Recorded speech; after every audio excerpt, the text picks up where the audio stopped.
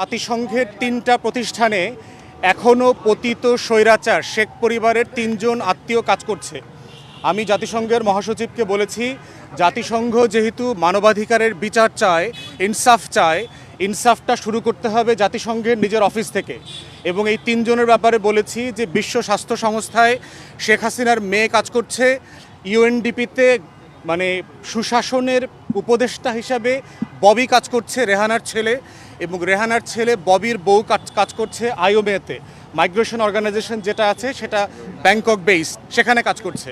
এবং যারা গত 15-16 বছর ধরে যেই পরিবারটা বাংলাদেশকে শোষণ করেছে, নির্যাতন করেছে, তাদের সদস্যরা যেই নেপোটিজম, স্বজনপ্রীতির মাধ্যমে বাংলাদেশের অংশ হয়ে এই সব জায়গাতে কাজ পেয়েছে, আমরা বলেছি এই অ্যাপয়েন্টমেন্টগুলোকে রিভাইজ করবার জন্য। দ্বিতীয় পরামর্শ দিয়েছি সেটা হচ্ছে যে বাংলাদেশে মানবাধিকার, জাতিসংঘের মানবাধিকার কমিশনের একটা অফিস 2 থেকে 3 বছরের জন্য অস্থায়ী মেয়াদে চালু করার সুযোগ আছে কিনা। তাহলে গণহত্যার বিচার, মানবতা বিরোধী অপরাধের যে বিচারের দায় বারবার এসছে, এই বিচার প্রক্রিয়াটাকে দেখাশোনা করা, এটাকে যদি কোনো টেকনিক্যাল অ্যাসিস্ট্যান্সের প্রয়োজন আসে, আন্তর্জাতিক মান রক্ষা হচ্ছে কিনা, যেন এই বিচার প্রক্রিয়া নিয়ে ভবিষ্যতে কোনো প্রশ্ন তৈরি না হয়, তাই জাতিসংঘ যেন সেই মানটা ধরে রাখতে পারে, তাই আমরা বোধ করছি যে এইরকম একটা অফিস 2-3 বছরের জন্য স্বল্প মেয়াদে প্রতিষ্ঠা করা যায় কিনা।